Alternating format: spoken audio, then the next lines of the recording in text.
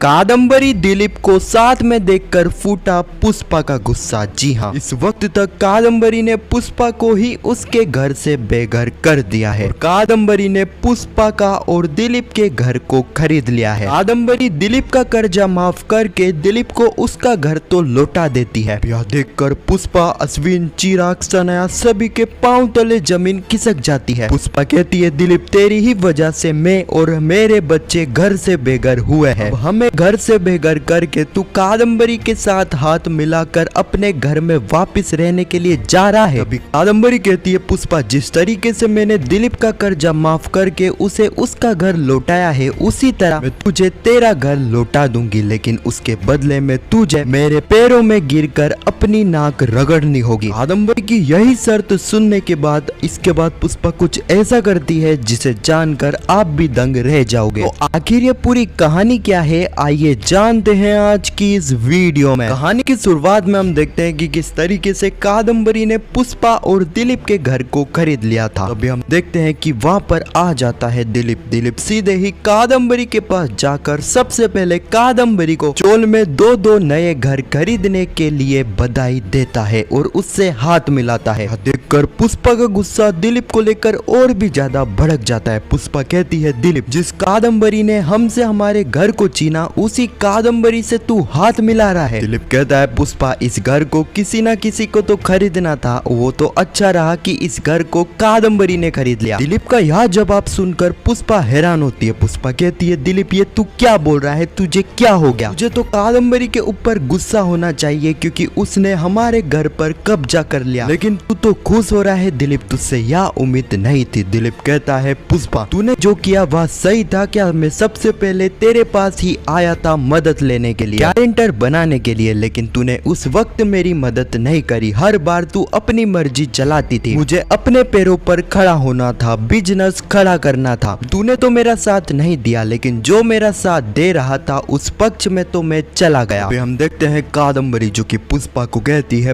पुष्पा तेरे पास 24 घंटे का टाइम है, मुझे 24 घंटे बाद इस घर को खाली करना होगा। लेकिन तू तो जुगल जी की बेस्ट फ्रेंड थी ना, इसके लिए तो मुझे कुछ करना ही होगा, इसलिए मैं तेरे सामने एक ऑफर रख रही हूँ। मुझे अच्छा लगे तो ही ऑफर को मानना। ऑफर यह है कि तू कहीं भी जाने की जरूरत नहीं है, तू अपने ही घर में रहना, लेकिन हर महीने तू मुझे भाड़ा देना और साथ ही मैं तुम सबके साथ ही रहूंगी। पुष्पा इस चीज का जवाब देने ही वाली थी, लेकिन तभी सनाया कादम्बरी के पास जाती और उसे कहती है, कादम्बरी तुम्हें क्या लग रहा है कि तुम बोलती रहोगी और हम सुनते रहेंगे क्या? हमें तुम्हारी शक्ल देखना पसंद नहीं है और तू हमारे साथ रहने की बात कर रही हो। जाओ, नहीं मंजूर है हमें तुम्हारा यह ऑफर। सनाया का यह गुस्सा देखकर कहीं ना कहीं कादम्बरी काफी हैरान होती है कि पहली बार पुष्पा के अलावा और किसी ने उसका ऐसा सामना करा था। उसी वक्त यहाँ पर चिराग सनाया को चुप कराता है और उसे चुपचाप साइड में ले जाता है। तभी पुष्पा कहती है, कादम्बरी हमें तुम्हारी शक्ल देखना पसंद नहीं है, तुम्हें देखकर हमें नींद आने लगती है और तुम्हें क्या लग रहा है हम तुम्हारे साथ रहेंगे? कदापि नहीं, दूसरी जगह पे रहूंगी, नए घर में रहूंगी, लेकिन तुम्हारे साथ कभी भी नहीं रहूंगी। कादम्बरी मुझे तुम्हारा यह ऑफर मंजूर नहीं है। तूने मेरे घर पे कब्जा तो कर लिया है तो कुछ नहीं, लेकिन तेरे पास परिवार नहीं है। तेरे पास घर तो रहेगा लेकिन परिवार नहीं। अब मेरे पास घर नहीं है लेकिन मेरे साथ मेरा परिवार है और यही फर्क है कादम्बरी तुझ में और मुझ में। अब इतना कहकर पुष्पा यहाँ से चली जाती है। फिर अगले ही पल हम देखते हैं यहाँ पर पुष्पा, अश्विन, चिराग, सनाया सभी लोग घर का सामान इकट्ठा कर रहे थे, पैक कर रहे थे कि 24 घंटे के अंदर कल सुबह 9 बजे उन्हें इस घर को खाली करना है। अगले ही पल हम सुबह का सीन देखते हैं। इस वक्त तक पुष्पा और उसके परिवार ने अपना घर का सारा सामान बाहर कर लिया था। अभी वहाँ पर कादम्बरी आती है और यह देखकर काफी खुश होती है। कादम्बरी कहती है, वाह पुष्पा तुम समय की पक्की हो, सही टाइम पर तुमने अपने घर का सामान खाली कर लिया। देर किस बात की है, इस घर के सामने से निकल जाओ और पीछे मुड़कर तो देखना भी मत कि तुम इस घर को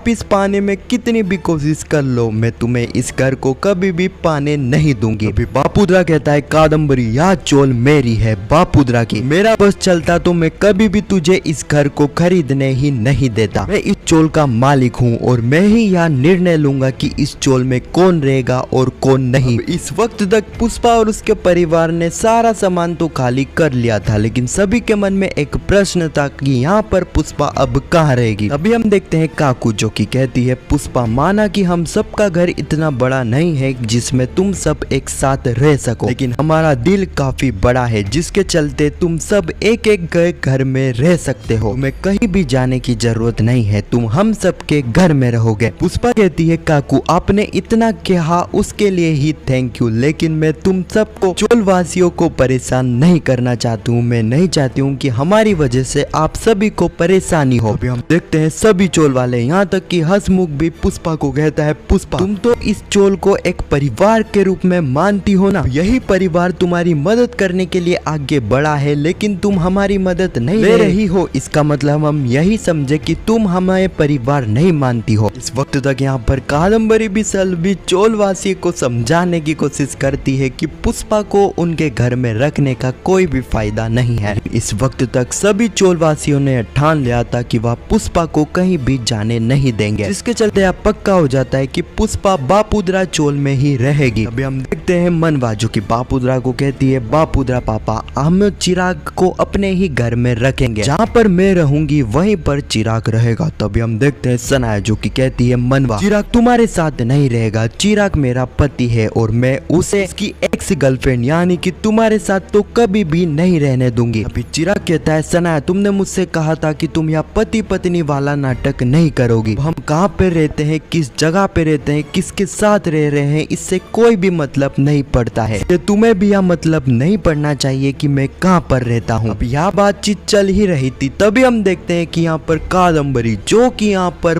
पुष्पा के घर की नेम प्लेट हेड कर उसी नेम प्लेट में आग लगा देती है। अब यह देखकर सभी के पांव तले जमीन खिसक जाती है। यह चीज देखकर तो अश्विन का गुस्सा 7वें आसमान तक पहुंच जाता है। लेकिन जैसे जैसे यहाँ पर पुष्पा अश्विन को समझाती है और उसे उसके गुस्से पे कंट्रोल करने के लिए कहती है, और इसी सीन के साथ यह एपिसोड भी यहीं पर समाप्त हो जाता है। अब आने वाली कहानी में हम देखने वाले हैं कादम्बरी जो कि दिलीप का कर्जा माफ करके दिलीप को उसका घर लौटा देगी। अब दिलीप जैसे ही अपने घर में जा रहा होगा, अब यहाँ पर पुष्पा सनाया अश्विन चिराग सभी लोग आ जाएंगे। पुष्पा कहेगी दिलीप तेरी वजह से ही हम अपने घर से बेघर हुए हैं और अब तू कादम्बरी के साथ हाथ मिलाकर अपने ही घर में जा रहा है हम सबको बेघर करके। तभी हम देखते हैं कि यहाँ पर कादम्बरी पुष्पा को कहती है पुष्पा जिस तरीके से मैंने दिलीप का कर्जा माफ करके उसे उसका घर लौटाया है, उसी तरह मैं तेरा भी कर्जा माफ करके तुझे अपना घर लौटा दूंगी, लेकिन उसके बदले में तुझे मेरे पैरों में गिरकर अपनी नाक रगड़नी होगी। क्या अपने घर को वापस पाने के लिए पुष्पा यहाँ पर कादम्बरी की शर्त मान लेगी? जैसा कि हम सभी को पता है कि यहाँ पर पुष्पा इतनी बेवकूफ तो है नहीं कि कादम्बरी की इस शर्त को मानेगी। कादम्बरी ने पहला ऑफर पुष्पा के सामने रखा था कि पुष्पा उसके घर में रह सकती है, लेकिन साथ में कादम्बरी भी पुष्पा के साथ रहेगी। पुष्पा ने कादम्बरी के उसी ऑफर को तो ठुकरा दिया था क्योंकि यहाँ पर पुष्पा ऐसा नहीं चाहती है, और उसी तरह यहाँ पर पुष्पा कादम्बरी के इसी ऑफर को ठुकराएगी। हाँ, तो यही कुछ कहानी है जो कि आने वाले एपिसोड में हमें देखने को मिलेगी। खैर आपको यह वीडियो कैसी लगी कमेंट में जरूर बताना, और पुष्पा इम्पॉसिबल के आने वाले एपिसोड की ऐसी वीडियो के लिए चैनल को सब्सक्राइब अवश्य करना। जब तक के लिए धन्यवाद।